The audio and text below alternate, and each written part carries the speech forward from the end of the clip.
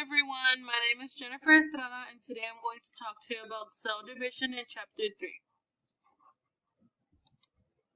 Cell division is the process by which a parent cell divides into two or more daughter cells.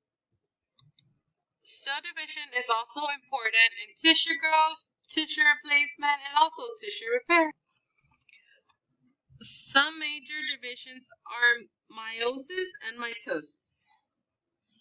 Meiosis occurs in the sex cells, which in females they're egg cells and in males they're sperm cells, which in mitosis occurs in all other cells that divide.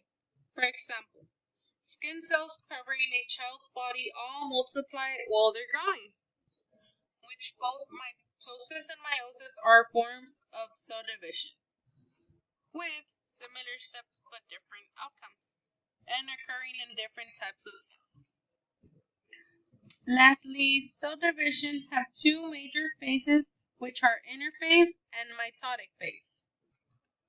And this is the end of my video. Thank you very much for watching.